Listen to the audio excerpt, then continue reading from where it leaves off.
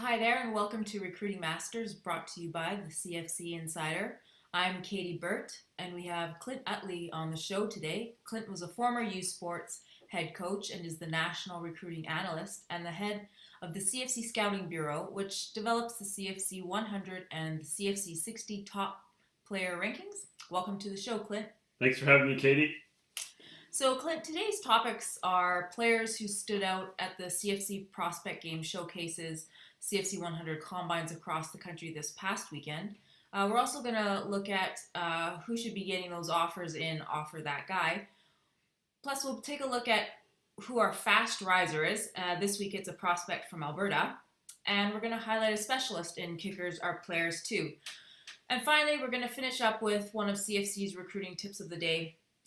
So let's get right into it. We've got a combine coming up on February 18th, Family Day in Ontario, Burlington. Clint, you're heading out there, I see? Yes, we'll be there for all three combines, myself and members of the Scouting Bureau. I'll be running the combine, the morning combine, the 9:30 to 12:30 combine, which will focus mainly on the class of 2020, those players born in 2002 who are trying to make it through to the next round for the CFC Prospect Game, which will be televised on TSN in June. So you can check out this event on CanadaFootballChat.com under the Events tab. And be sure to follow us on our Facebook, Twitter @ChatFootball, and our Instagram, CFC_football, for more exclusive content. So, Clint, let's jump right into it. Some players that stood out on the showcases across the country. Our first one was in Edmonton, and that was a pretty exciting combine. There was a couple players that stood out. Quarterback Eli Hetlinger, 6 foot, 175 pivot from Harry Ainley. He has pretty good, solid arm strength, and he just seems to be like a natural leader. Yeah, Eli comes from a winning program. I think they've won the last 2 provincial titles, if I'm not mistaken. He's been a starter at Harry Ainley since his sophomore year. He's put up all kinds of outstanding numbers. So you kind of got to see the kid's a winner from the outside. You got to see that he can kind of put up the stats and make plays from looking at his film. Then I got to meet him, and he's actually got the it factor. So he is a natural leader. The other kids kind of seem to work with them, work around him, kind of gravitate to him, that sort of thing. So yeah, I was pretty excited to see him, and he didn't disappoint, and I got a chance to see just how competitive he is too. So that Harry Ainley team, they actually didn't win this year, but they did win the previous 2 years. So let's head over to staying on the offensive side of the ball. Receiver Colby Hereford from Salisbury. He also tested extremely well. He had the fastest 40 at 4.69 laser time. That's pretty quick. Yep, and I mean, we talked when we were offline about it may not have been the fastest track in Edmonton, and Colby still ran a really impressive time. And you could just see he was moving. Sometimes you just see a player come out of the blocks, and they're just moving fast, and everybody knows they're moving fast. So Colby had that. Colby needs to add a little bit of weight, but Colby is fast. And I watched him in his one-on-ones. He can get in and out of his breaks, and he can kind of separate himself from defenders. So Colby had a good day as well. And the last prospect in Edmonton was defensive lineman Dillon Remley. This player was a treat. We kind of call him our sleeper of the combines. He moves extremely well. He looks like a 3-tech, but runs like an end. I know when I watched him run his 40, I was down at the end of the track. And being a former head strength coach, you can just tell when a player is super athletic. And at that size, 6'2", 265, I mean, he was fantastic. Oh yeah, he looked great. He's put together. You can also tell that he's pretty limber and he's flexible and he's fast. He got moving down the track. It was one of those classics where you're at a combine or you're at an event or a showcase, and some athlete does something remarkable, and you see the coaches from the different schools all start texting all at once. Yeah. So it was one of those, and he actually, he looks like a major college prospect, and then I mean he ran really, really well. Yeah, he'll be an exciting prospect to watch over the next couple years. Heading down into Calgary, linebacker Simon King He didn't disappoint. He's one of our CFC 100 ranked players. He moves extremely well for a taller linebacker, I found. Yeah, Simon, we've had our eye on Simon since the Bantam Bowl in Edmonton, I believe, 2 years ago. He's got a great frame. A lot of what we saw in his highlights was him either at the line of scrimmage or on the line of scrimmage. So I was curious to see him do kind of off the ball drills, and he didn't disappoint. He was exceptional in the 5 linebacker drills we did that are basically drills that we've taken from the NFL Regional Combine Series. So I mean, he was doing everything I wanted to see. He was flipping his hips, he was running, he was turning. He was leaning. He was doing a lot of good stuff. And what's even more impressive, and you've already mentioned, is the fact that he's 6'4". If he continues to fill out his frame, I honestly project him to be one of the top linebackers, if not in Western Canada, maybe even in Canada next year. And he also has a presence on the field. He's quite a leader. Yeah, he's got the it factor. He knows how to talk to other players. They kind of gravitate to him. He's a natural leader. He kind of jumps out in front and kind of grabs the bull by the horns. So yeah, he's got it, whatever it is. Another St. Francis product. Going into sticking with the defensive line, we've got Ty Anderson, 6'3", 285 pounds from Centennial. He's a pretty highly regarded defensive tackle. At least that's what we've got him listed as. It looks like he's got a pretty bright future on the line. Yeah, I mean, he could go either way, but call me crazy. He's a really, really good defensive tackle.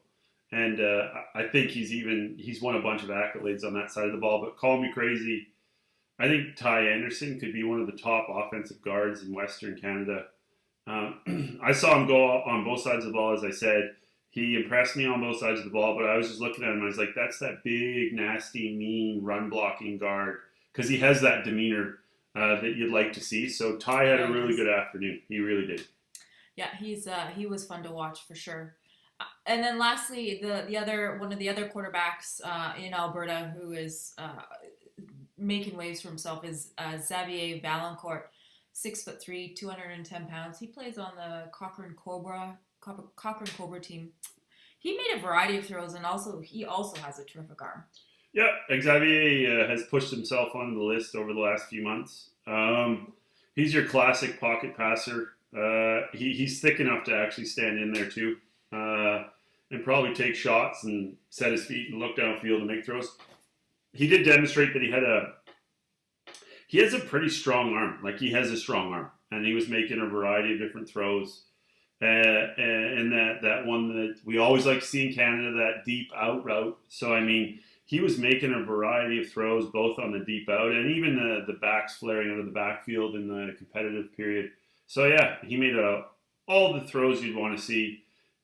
He is a pocket guy, but, yeah, he really impressed me as well. And he is a thicker quarterback, so he could also take a hit. Yeah, he could stand in there and take a hit. There's no doubt he could stand in there and take a hit. And, I mean, you even see it on his film. He had like 3,000 yards passing or just thereabout, and he had like 30 touchdown passes, or maybe even 30 plus. So, I mean, Xavier comes from a really good program. I know it's Tier 3, but that's off school population alone. Don't kid yourself, the Cochrane Cobras are a football powerhouse. They are legit. So moving down into Burnaby, one of your players, Clint Deakin Young from New West Secondary, a younger player, class of 2021, defensive back. We've been watching him. He continues to get better each year, and then just as his body fills out, he's stepping into the role of becoming a really good DB. Yep, Deakin's done a really good job. He's uber competitive.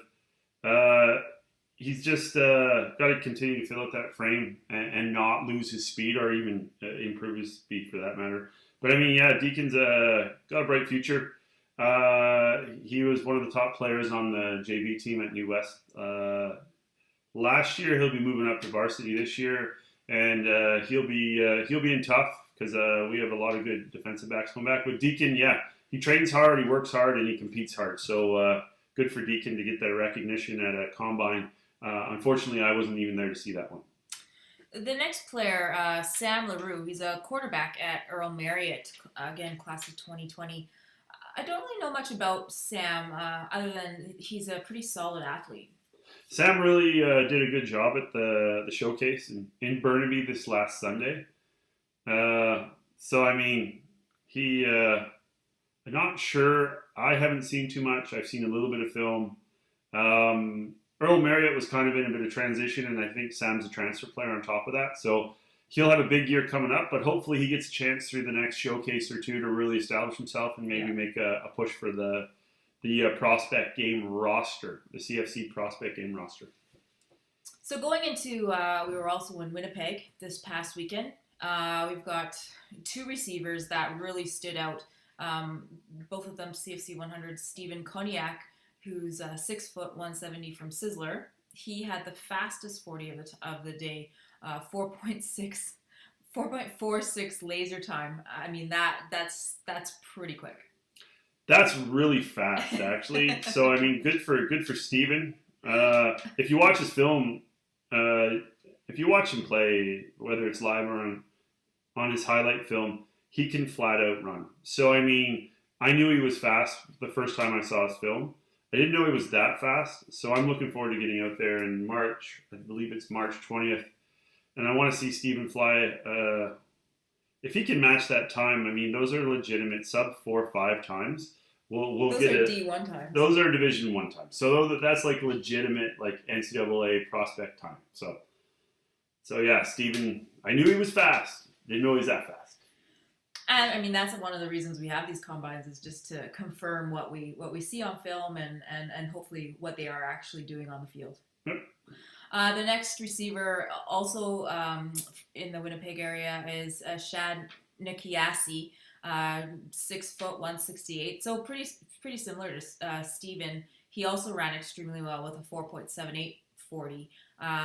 He seems to be a pretty exciting player also. Yep, he comes from a stacked Vincent Massey team.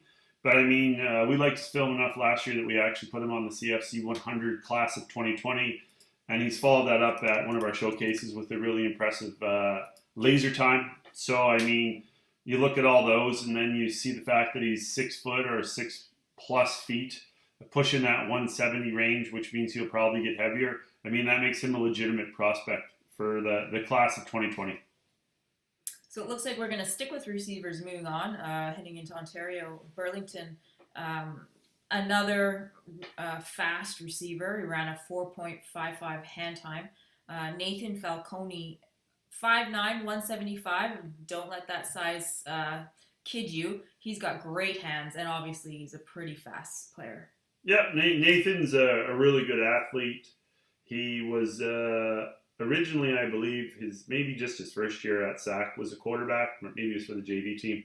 He's made the transition to receiver. He's 5'9", 175, so obviously that would tell you he is pretty thick and put together. He's actually just he's really put together. He's got a frame. He's filled out the frame, but in doing that, he's also, if you look at the 4.55 hand time, he's obviously maintained his speed. And there was a couple of videos that came out of the Burlington showcase, demonstrated him doing some pretty athletic things and making some solid catches, and demonstrating not just is he physically put together, fast, but he also has a really nice set of hands. The last player in Burlington, and one that I'm really excited to watch and see how he develops over the next couple of years, is the receiver Jacob Kaminsky, class of 2021. But man, this player, 6'6", 190 pounds. He's from St. Benedict, and boy, like, he demonstrated this past weekend why he probably has one of the top ceilings for our 2021 class. Of all the receivers, yeah, Jacob, he's one of the CFC 100s for the class of 2021 that you found. So I'm sure that's why you like him so much. However, there's no bias here. There's no bias. At 6'6", 190 pounds, and basically he was in grade 9. He played his grade 9 season. I mean, Jacob he's got a ton of potential. Hopefully his frame fills out. Hopefully he kind of maintains or improves his speed, because he has a really, really high ceiling. As I say, for many positions, he is a baby tight end in the making. So keep your eye on that young athlete. In Montreal, we found an offensive lineman, Zachary Second, 6'6", 260 pounds. I mean, this athlete has all the traits you look for in a young tackle. He's got length, wingspan, and his frame could probably add a bit more weight on. Yep, as I just said, baby tight end. Well, Zachary Second would be a baby tackle. So, I mean, he has all the things you just mentioned. All those things that you can build an outstanding offensive lineman around. He's just an exceptional young player who has a bright future. I'm excited to get to Montreal. Hopefully we get all those 100s out, those CFC 100s out for our next showcase in Montreal, and hopefully Zachary's there and he can push his way through to the CFC showcase in June. And then the last player in Montreal was quarterback Samuel Tremblay. He also has a twin brother who also was a CFC 100, Caleb. Both of them traveled from New Brunswick to make this showcase, so kudos to them. Sam is 6'2", 150 pounds. He's a really good-looking quarterback, actually. I think he just needs to fill out a bit more and continue to work on his game. Yep. Sam has that 6'2" frame. 150 pounds, so from just the player improvement perspective, he needs to obviously add weight and still work on his arm strength. But yeah, I mean, some of the throws he made at the Montreal showcase were impressive. Also look forward to seeing Sam in person too as we go through and do our next round of showcases in March. And I just want to make a correction on my last comment when I said that there's a CFC showcase in June. I didn't mean to say that. It's the CFC prospect game will happen in June. The CFC showcase, the next one for Montreal, is in March. The tryouts, yeah. Yeah, the tryouts. So you can find all of the CFC 100 and CFC 60 player class rankings under the rankings tab on CanadaFootballChat.com. The CFC 60 player rankings are the Cégep and junior college athletes. So that's the difference between the two. You can purchase your CFC Insider membership today for access to rankings, analysis, and daily recruiting coverage from across Canada. And don't forget to follow us on Facebook, on our Twitter @ChatFootball, and our Instagram CFC_football. So we're going into that segment called Offer That Guy. Clint, you have Shea Charles here. What makes him stand out, and why should scouts be looking at him? Shea Charles he's an athlete, more of an offensive player, a skill player than an athlete, like a two-way athlete. He's a class of 2020 right now. I'm sure he's going to push it to 2021, but he's a 6'2", 200-pound athlete. Plays at Clarkson, which is Football North. For those of you who don't know, that's basically one of the Football North schools that goes down and plays their entire schedule, mostly in Ohio. But I got a chance to see Shea's updated highlight film, and they were playing against some legitimate teams in Ohio, St. Ignatius, St. Francis. I think there's a St. FX in there somewhere, Ohio high school version. Anyways, he was making plays against really good athletes on a consistent basis. Yeah. And they weren't plays where he was schemed open or where somebody busted a coverage or he was running free. He was actually working himself open, making plays, competitive plays, 50-50 plays in tight situations. He was making good football players miss him in the open field. So he did a really, really good job.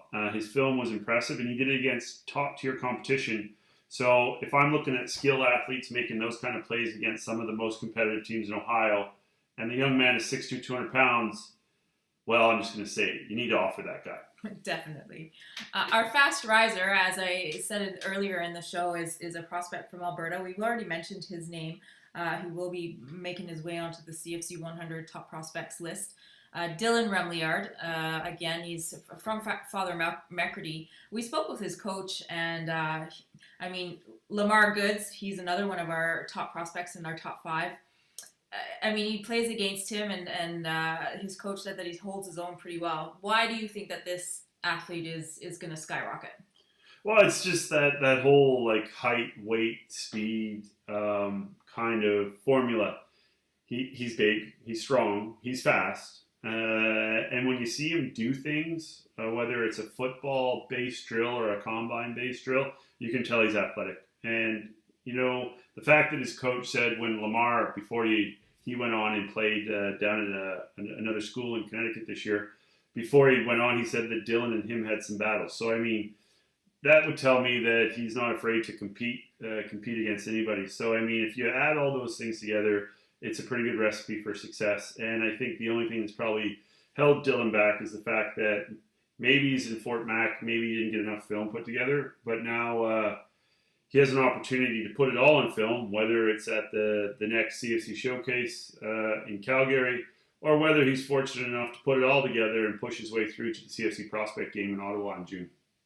And he, a quick story about him, before the showcase, him and his mom hit a baby moose the night before. So, I mean, he performed well and did that all, having been in could have been a pretty serious accident the night before.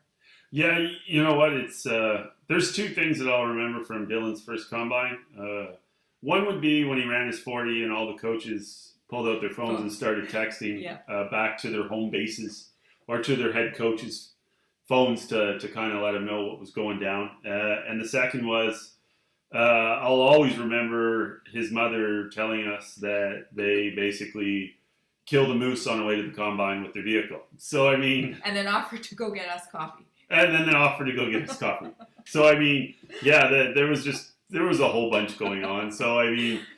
kudos to him and his mother for making their way down and getting in an accident and to persevere. And everyone's okay, and that's the main part. Yeah, everybody was safe, minus the moose. That tells me a little bit about the kid, too. He's resilient, right? Mm-hmm.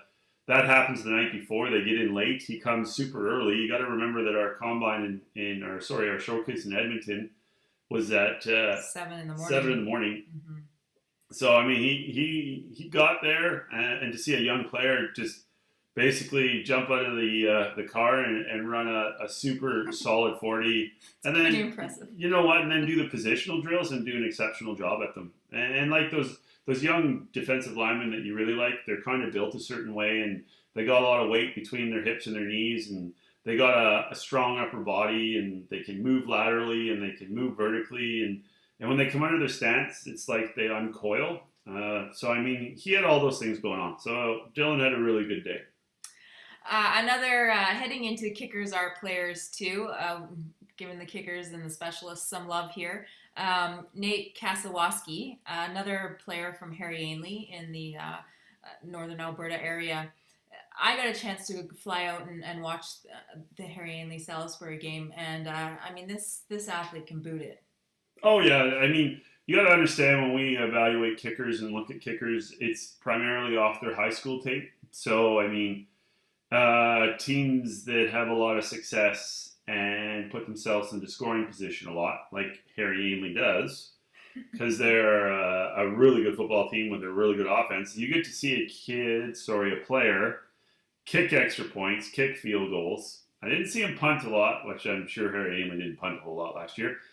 And the fact that he's 2021 means he might have been in some JV and some varsity games. I'm not quite sure on that, but like we gauged it off his highlight film, and his highlight film showed us that he can make kicks. Also demonstrated that for a young player, he has quite a bit of leg strength, and he can probably improve on that leg strength because he is a pretty good athlete to boot, with a frame that comes in at 6'2", 185 pounds. So all those things added together, he's basically our kicker of the week, or he's fallen into the segment of kickers are players too. So you can find all of this information on CanadaFootballChat.com. Don't forget to get your CFC Insider membership today. Our last bit before we sign off is the recruiting tip that we do every week. This week's question, and we actually get it quite a bit, is I live in a small town and my team isn't very good. How do I get noticed? It's true that coaches will scout programs who are well known and are ranked or have a rich tradition of having a great program. However, it's not always programs that don't fall into this category. The scouts, well, let's just say they don't usually make their way off the beaten path. What can an athlete do to either spark some interest in their program or, I guess, put themselves out there so that they can get noticed? Yeah, I've answered this question before. The first thing is and very honest with you, teach your sibling, preferably older, or your parents how to shoot game film. And then just have them shoot your film. Or have them film you while you're playing in a game. And do it from somewhere high up so you get a good angle.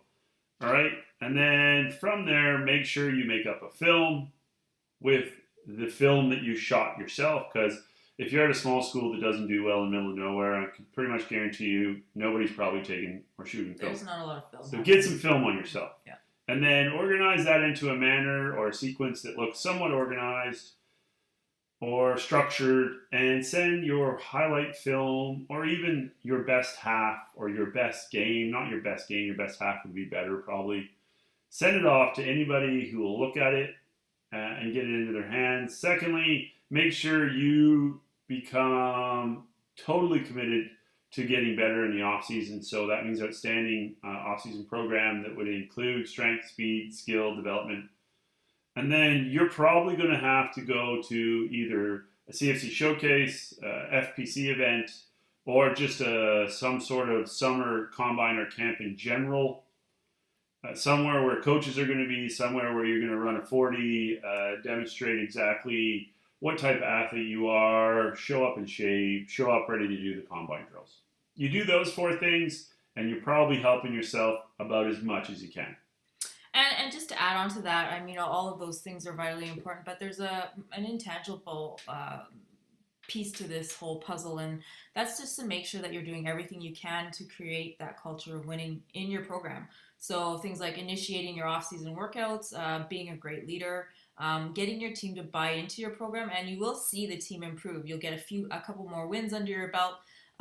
You can create this winning attitude, but it truly is up to you and your teammates to cultivate that attitude and that work ethic. And it doesn't go unnoticed. Coaches, they do talk amongst themselves, and they do notice when a program is trying to excel. Yep, I mean, aside from being an outstanding football player, coaches also look at like you mentioned, the intangibles. Is that player a leader? Is that player determined? Is that player resilient? So on and so forth. For me, when I was a youth sports head coach, I would look at all those things. And obviously athleticism goes way up on that scale. But you know what? I used to appreciate the fact when a player, a young person, would seek and accept responsibility. And that's what you basically are doing when you take on that leadership role and you try and better your high school football program. So the younger players who come behind you, maybe there's a bit more of an opportunity or not an easier, but just a better way for them to do it or a better platform for them. So yeah, so you know what, if you make your high school program the best you can possibly make it, and you do the 4 other things I said, which is get film or have a family member shoot your games from a really good high angle, make up a solid highlight video, send it out to anybody and everybody will look at it, and then get in great shape and prepare yourself for the combines and the summer camps and the drills that are going to happen in those different events, and then actually go to those CFC showcases, the FPCs, the summer, the spring camps, and show up in shape and just you know what, really show off your skill set and your talent. That's going a long way, and that's going to help you if you are in the middle of nowhere and your team is not very good at the present moment and you haven't been able to really get your stuff in front of a university coach. Those are all really good points. If you find you're in this position, CanadaFootballChat.com is the best free platform to get your stuff out there. Many of our CFC Insider members, scouts, coaches, use our website to find talent across Canada. You can upload your film for free and have a player article done on you once you have uploaded your tape. We will advocate on your behalf. So you can find this tip and other recruiting tips of the day on CanadaFootballChat.com. Our CFC Insider members love getting these tips and a lot more great content. You can get your CFC Insider membership on CanadaFootballChat.com today. So that's another episode of Recruiting Masters brought to you by the CFC Insider. Thanks, Clint, for being on the show today. Thanks for having me. Thanks for listening, everyone. Have a great week.